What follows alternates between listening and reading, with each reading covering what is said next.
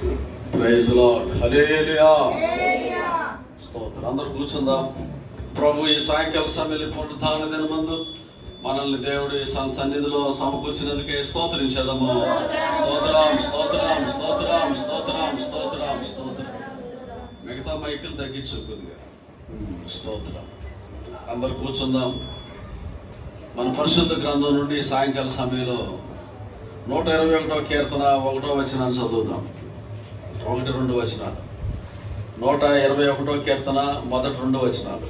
కొండల తట్టు నా కన్నులు ఎత్తుచున్నాను, నాకు సహాయం ఎక్కడ నుండి వచ్చును? యెహోవా నుండి నాకు సహాయం కలుగును.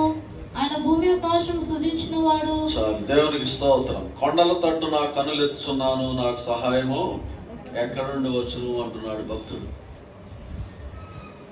దావీదు భక్తుని యొక్క జీవితాన్ని, అలాగే పరిశుద్ధ గ్రంథంలో ఉన్న అనేక మంది భక్తుల యొక్క జీవితాలని మనం గమనించినట్లయితే ఆయా కాలంలో ఆయా సమయాల్లో దేవుడు తన యొక్క బిడ్డల్ని పలు విధాలుగా నడిపించాడు. శోధనలు సమస్యలు గుండా వెళ్ళినప్పుడు దేవుణ్ణి వాళ్ళు మర్చిపోలా, దేవుని వైపే తిరిగారు. దేవుని వైపు తిరిగినప్పుడల్లా దేవుడు వారికి జయమిస్తూనే ఉన్నాడు. ఎప్పుడైతే వాళ్ళు దేవుణ్ణి మర్చిన వాళ్ళుగా ఉన్నారో అప్పుడల్లా దేవుడు వాళ్ళని నిందలకి, అవమానాలకి, శోధనలకి, సమస్యలకి, శత్రువులకి అప్పచెప్పేశాడు. మన యొక్క జీవితంలో కూడా రక్షించబడినటువంటి బిడ్డలు మనం, అలాగే నూతనంగా దేవుని తెలుసుకోవచ్చు. ప్రభువులోనికి వచ్చినటువంటి మనం కూడా సహాయం కొరకు ప్రభువుని మనం వెదకాలి.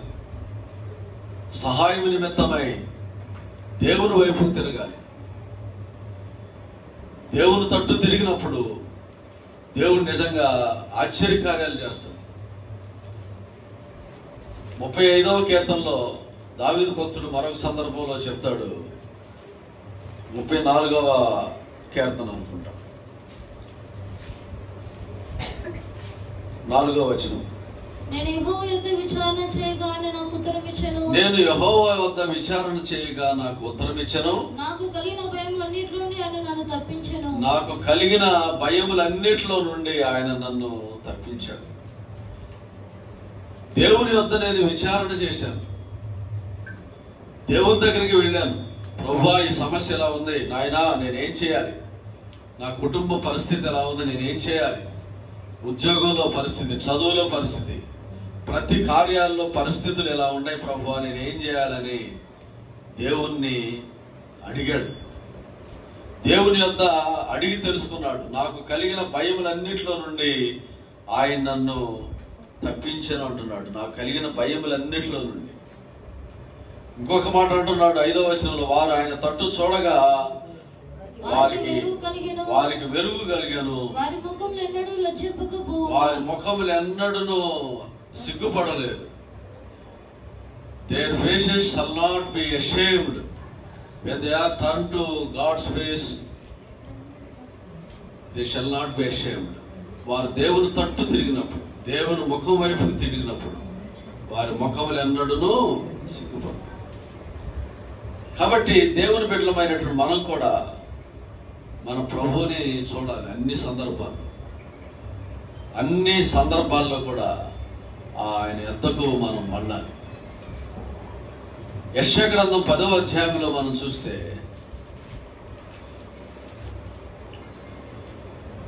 సహాయం నందుటకు ఎవరి యొద్దకు పారిపోదురు అంటున్నాడు. 3వ వచనం. దర్శన దినమున దూరము నుండి వచ్చి ప్రళయ దినమున మీరేం చేయుదురు? సహాయం నందుటకు ఎవరి యొద్దకు పారిపోదురు. సహాయము నందుటకు మీరు ఎవరి యొద్దకు పారిపోతారు? సహాయం నందుటకి మనకు సహాయం కావాలి. దేవుడు మన సహాయకుడు, దేవుడు మన విమోచకుడు ప్రభు. ఆ సహాయం కొరకు మనం ప్రభు దగ్గరికి రావాలి. ఎందుకంటే దేవుడు తను నమ్మినటువంటి బిడ్డల్ని సిగ్గుపరచడు. మనమే అనేక సమయాల్లో దేవునికి దూరం అవుతున్నాం. అనేక సార్లు ప్రార్థనలకు దూరం అవుతున్నాం, సహవాసానికి దూరం అవుతున్నాం, ప్రభు బల్లలో దూరం అవుతున్నాం, ఒకరికొకరు కలుసుకోవడంలో దూరం అవుతున్నాం. ఆది అపోస్తుల కాలంలో చూస్తే అపోస్తుల కార్యాలు 2వ అధ్యాయము 42వ వచనంలో చూస్తే వీరు అపోస్తుల బోధ యందును వీరు అపోస్తుల బోధ యందును సహవాసమందును రొట్టె విరుచుట యందును ప్రార్థన చేయుట యందును వీరు ఎడతెగక ఉన్నారు.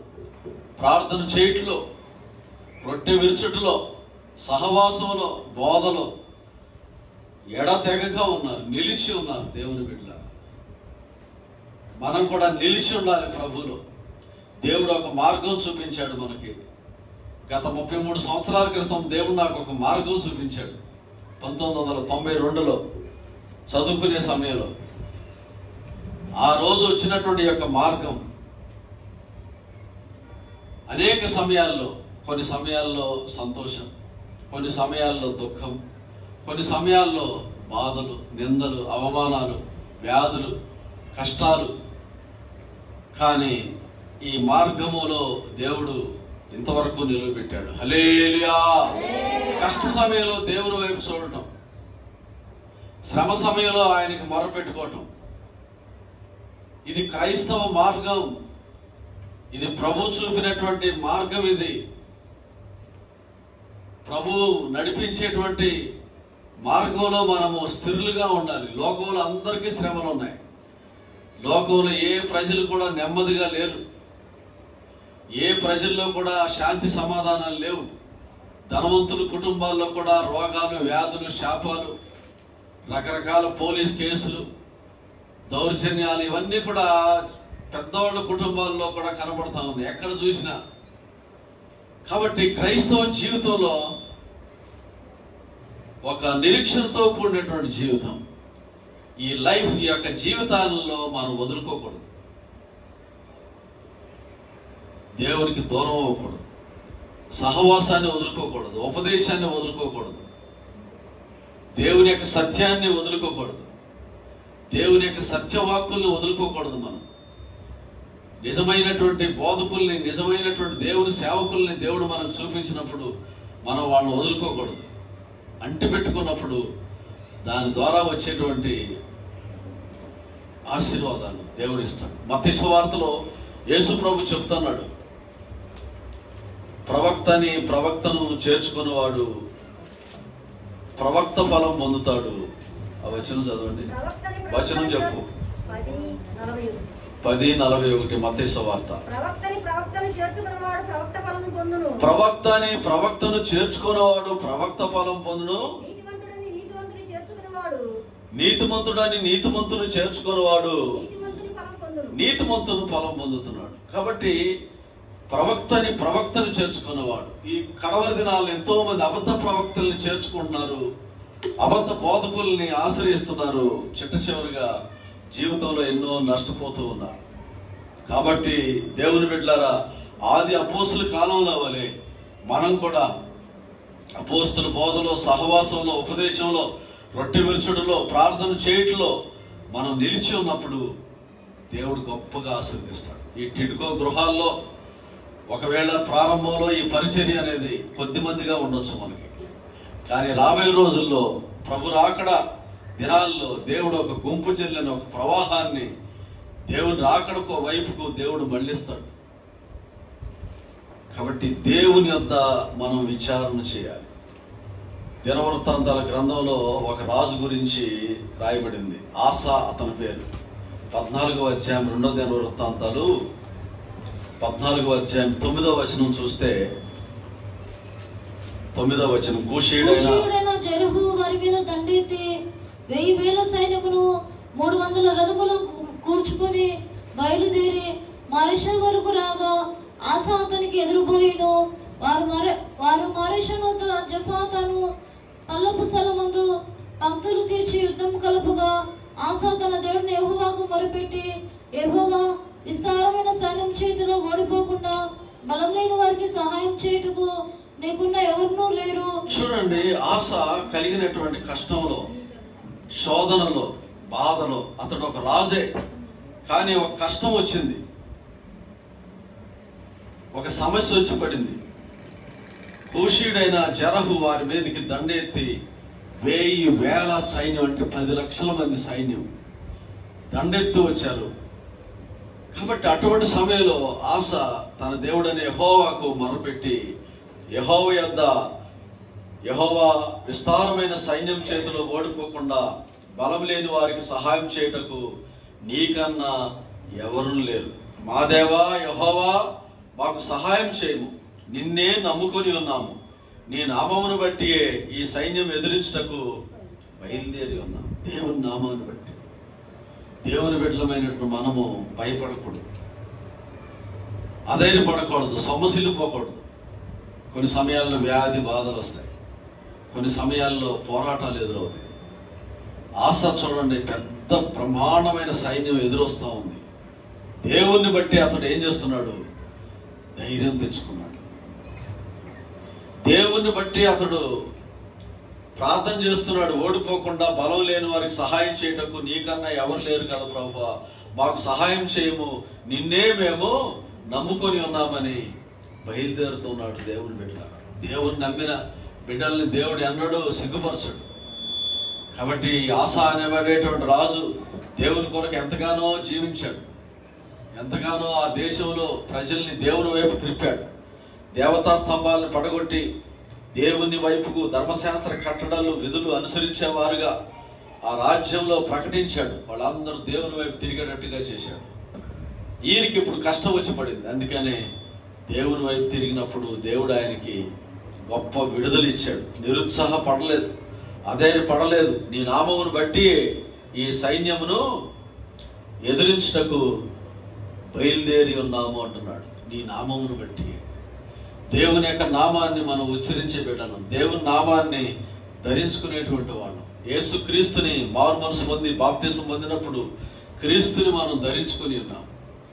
యేసు క్రీస్తు మన మీద ఉన్నాడు.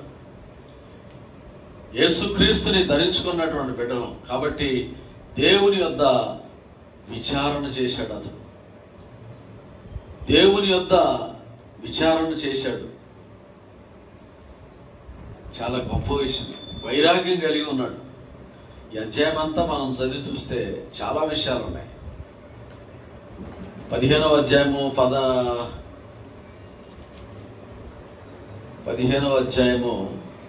12-13 వచనాలు చదవండి. పూర్ణ హృదయంతోనూ పూర్ణాత్మతోనూ తమ పితరుల దేవుడు యెహోవా యొద్ద తాము విచారణ చేయుదుమనియు, పిన్నలే గాని పెద్దలే గాని పురుషులే గాని స్త్రీలే గాని ఇశ్రాయేలు దేవుడు యెహోవా యొద్ద విచారణ చేయు వారందరికీ మరణము విధించదని నిష్కారం చేసుకునేది. ఏంటి చేసుకున్నారు? నిష్కర్ష. ఏంటి? పరిగెత్తుతో నిష్కర్ష చేసుకున్నారు. Determination, commitment. దేవుని దగ్గర ఒక నిబంధన చేసుకున్నారు, ఒక ప్రకటన చేశాడు. ఎవరైతే దేవుని యొద్ద విచారణ చేయరో, నిరాకరించిన వారందరికీ మరణం విధించబడుతుందని వెంటనే జనులందరూ కూడా దేవుని సన్నిధికి వచ్చి ప్రమాణం చేసి ఎంత గొప్ప విడుదల పొందారు.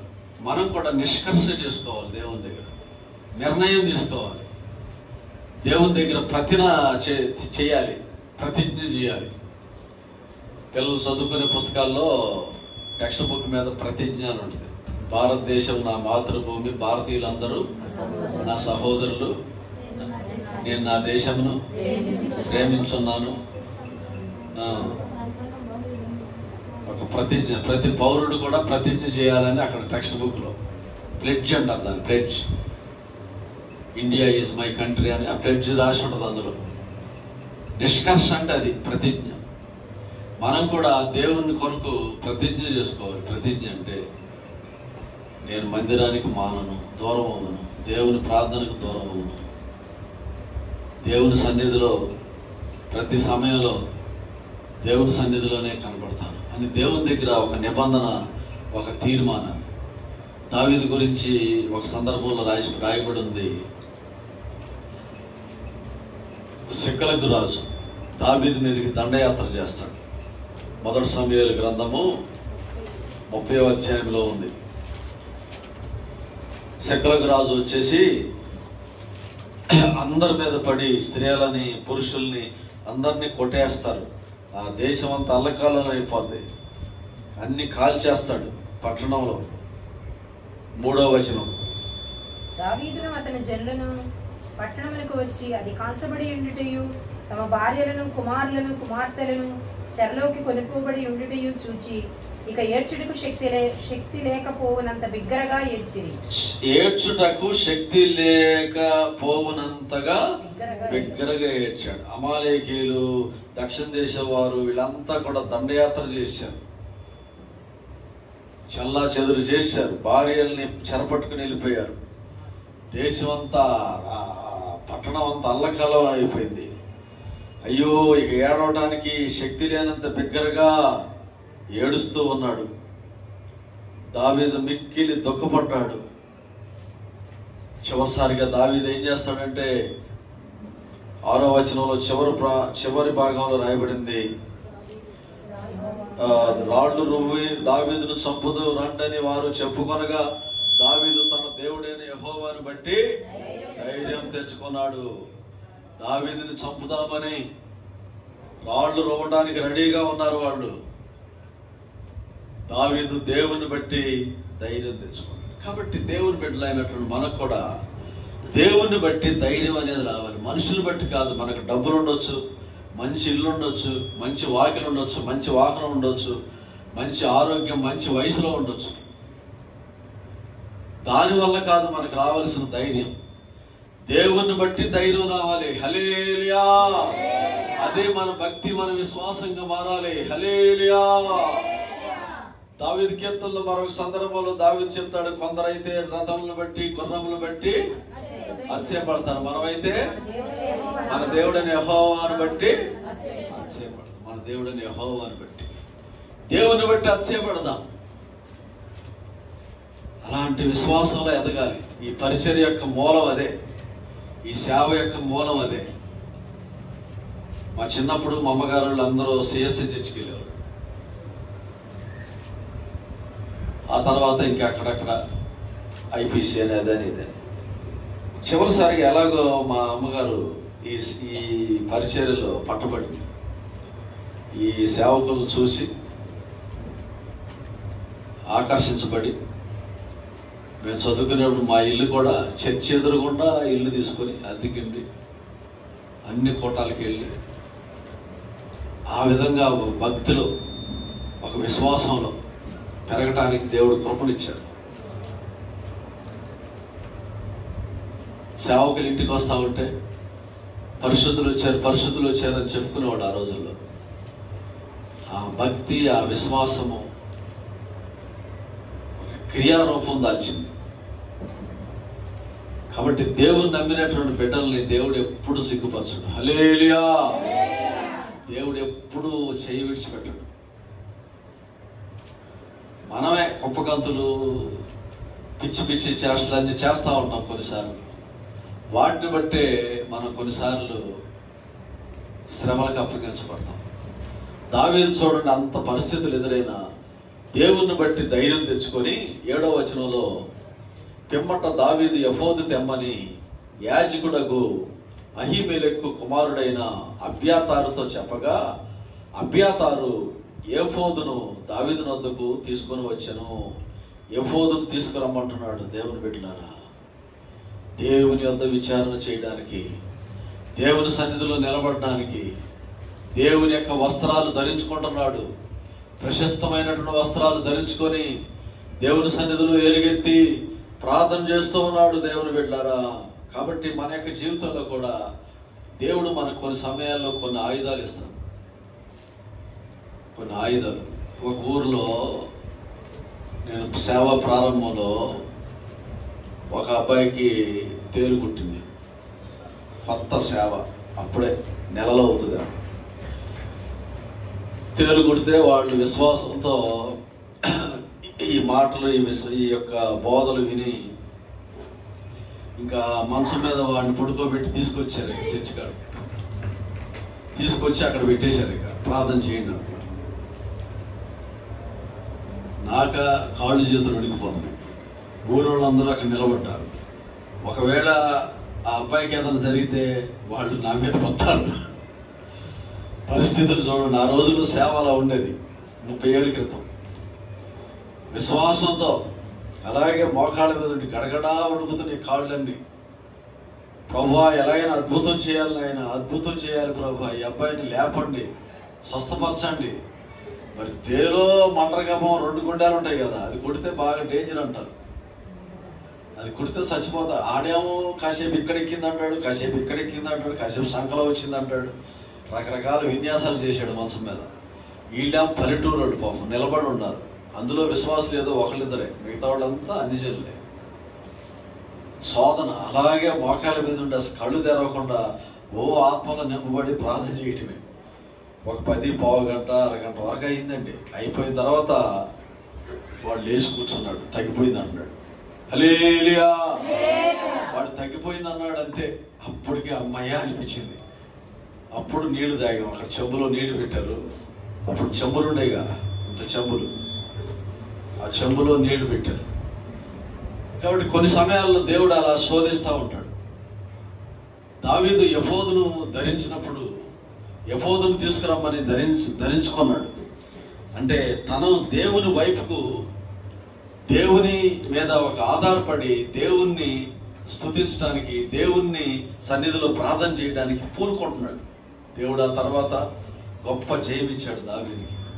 మన యొక్క జీవితంలో కూడా దేవుని బట్టి మనం ధైర్యం పొందాలి, యెహోవాను బట్టి ధైర్యం తెచ్చుకోవాలి.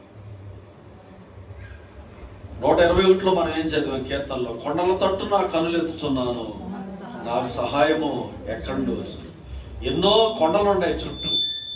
హోరేబు కొండ ఉంది, సియోను కొండ ఉంది, పిస్గా కొండ ఉంది, గిల్గాల్ కొండ ఉంది. 7 కొండలు ఉన్నాయి బైబిల్లో. 7 కొండలు. 7 కొండలు అంటే తిరుపతిలో కొండలు కాదు, 7 కొండలు బైబిల్లో ఉన్నాయి. ఈ కొండల తట్టు నా కన్నులు ఎత్తుచున్నాను, ప్రభువా నాకు సహాయం ఎక్కడి నుండి వచ్చింది. కాబట్టి దేవుని బిడ్డలారా, మన యొక్క జీవితంలో కూడా ఎన్నో ఉంటాయి మనకు సహాయపడి. రకరకాలు ఉంటాయి. వాళ్ళ దగ్గరికి వెళ్దామా, వీళ్ళని అడుగుదామా, వాళ్ళతో చెప్తామా, ఇది చేద్దామా, అది చేద్దామా అని ఇలా రకరకాలుగా ఉంటాయి. కానీ దేవుడు సహాయపడేటువంటి దేవుని యొక్క పర్వతం అనేది ఒకటి ఉంటుంది. దేవుని వైపుకు మనం చూడాలి. హల్లెలూయా, దేవుని వైపుకు చూడాలి. 148వ కీర్తన 148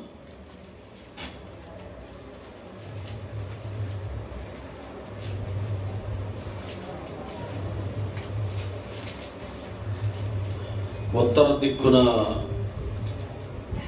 సియోను పర్వతం,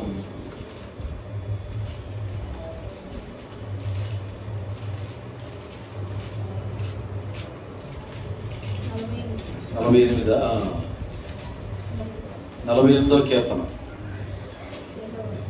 2వ వాక్యం.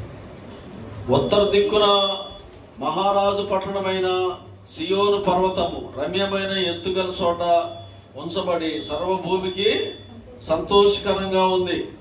దాని నగరాలలో దేవుడు ఆశ్రయముగా ప్రత్యక్షమవుతున్నాడు. చూడండి దేవుని బిడ్డలారా, ఉత్తర దిక్కున మహారాజు పట్టణమైన సియోను పర్వతం ఉంది. ఆ తట్టు తిరిగి చూడాలి. సియోను పర్వతం అదే సహాయం చేసేటువంటి ఒక పట్టణం మనకి. ఆ పట్టణంలో నుండి, ఆ పర్వతం మీద నుండి మనకు సహాయం వస్తుంది. ఇతర పట్టణాల మీద నుండి కాదు. ఇదే సియోనుని ప్రభువైన యేసుక్రీస్తు కోరుకున్నాడు. ప్రభువైన యేసుక్రీస్తు కోరుకున్నాడు. ప్రకటన గ్రంథం 14వ అధ్యాయంలో 1వ వచనంలో సియోను పర్వతం మీద గొర్రె పిల్లతో 144,000 మంది అక్కడ ఉన్నారని మనం చదువుతున్నాం. మరియు నేను చూడగా ఇదిగో ఆ గొర్రె పిల్ల సియోను పర్వతం మీద నిలబడి ఉండెను. ఆయన నామమున, ఆయన తండ్రి నామమున నొసలేదు లిఖింపబడి ఉన్న 144,000 మంది ఆయనతో కూడా ఉండిరి. చూడండి, గొర్రె పిల్ల అనగా ప్రభువైన యేసుక్రీస్తు. ఆయన సియోను పర్వతం మీద ఉన్నాడు. కీర్తన 48లో మనం ఏం చదివాం? సియోను పర్వతము రమ్యమైన ఎత్తుగల చోట ఉంచబడి సర్వభూమికి సంతోషకరంగా ఉంది. ఈ సియోను పర్వతం మీద యేసుక్రీస్తు కూడా 144,000 మంది దేవుని యొక్క సేవకులు, ప్రతిష్ఠించబడినటువంటి సేవకులు. మేము సేవకు వచ్చేటప్పుడు ఈ వాక్యాన్ని గురించే పరిశుద్ధులు బోధించారు. అందరూ ఒకే చోటుకి వెళ్ళరు చనిపోయిన తర్వాత. దేవుడు ప్రతిష్ఠించబడిన సేవకులకి యేసుక్రీస్తు కూడా కూర్చుండేటువంటి ఒక అధికారాన్ని ఇస్తాడు. 1,44,000 మంది వివాహం చేసుకోనకుండా అపవిత్రులు కానటువంటి వాళ్ళు, దేవునితో కూడా నడిచిన వాళ్ళు, గొర్రె పిల్ల ఎక్కడికి వెళ్తుందో అక్కడికి బయలుదేరి వెళ్ళినటువంటి వాళ్ళు, ప్రథమ ఫలంగా ఉండటానికి మనుషుల్లో నుండి వీళ్ళు కొనబడ్డారు. కాబట్టి దేవుని బిడ్డలారా, దేవుని యొక్క పరిచర్యలో, దేవుని యొక్క సేవలో, దేవుని యొక్క వాక్యంలో, ఇటువంటి ఉపదేశంలో మనం ఎదుగుతున్నప్పుడు దేవుడు ఒక ధైర్యాన్ని, ఒక విశ్వాసాన్ని ప్రభు మనకిస్తాడు. ఒక ధైర్యాన్ని, ఒక విశ్వాసాన్ని ప్రభు మనకు అనుగ్రహిస్తాడు. ఎంతో మందికి అవరోధాలు, ఆటంకాలు రకరకాలుగా దేవుళ్ళు ఎదగనీయకుండా, బలపడనీయకుండా. కాబట్టి వాటన్నిటిలో నుండి మనం బయటపడి దేవుని తట్టు చూడాలి. ప్రభు వైపు చూసినప్పుడు నిజంగా సహాయం అనేది దేవుని వద్ద నుండే వస్తుంది. సియోను పర్వతం మీద నుండి దేవుడు అక్కడ నుండి ఆలకిస్తున్నాడు. సియోనును నేను కోరుకొని ఉన్నాను నివాస స్థలంగా అంటున్నాడు. కాబట్టి సహాయం చేయనటువంటి పర్వతం అది. కొండల తట్టు నా కన్నులు ఎత్తుచున్నాను, నాకు సహాయం ఎక్కడి నుండి వస్తుంది అని అంటున్నాడు. కానీ చివరిసారిగా కనుగొన్నాడు ఆ సహాయం చేసేటువంటి పర్వతం. యోబు గ్రంథంలో కూడా మనం చూస్తే యోబుకి కష్టం వచ్చింది, శోధన వచ్చింది, సమస్యలు వచ్చినాయి. శరీరం అంతా కూడా చీకిపోయింది, కురుపులతో అల్లాడిపోయాడు. వ్యాధి సమయంలో భారంగా ఉందంటాడు. 23వ అధ్యాయము 2వ వచనం చూస్తే యోబు గ్రంథం. స్విచ్ ఆన్ చేయి. నేటి వరకు నేను మొరలిడుచు తిరుగుబాటు చేయుచున్నాను. నా వ్యాధి నా మూలుగు కంటే భారంగా ఉంది. నాకున్న బాధ కంటే నా మూలుగు డౌన్ అయిపోయింది, తగ్గిపోయింది. కొద్దిమంది అంటారు నాకున్న భారం అంత ఎంత కాదండి, ఎలా చెప్పాలో అర్థం కావట్లేదు అంటారు. కాబట్టి ఆ భారం అనేది ఎక్కువైపోయింది. అందుకనే దేవుని బిడ్డలారా, అతడు దేవుని సన్నిధిలోకి వెళ్ళి అతడు చేసిన ప్రార్థన మనం చూస్తే 8-9 వచనాల్లో, నేను తూర్పు దిశకు వెళ్ళాను, ఆయన అచ్చుటలేడు.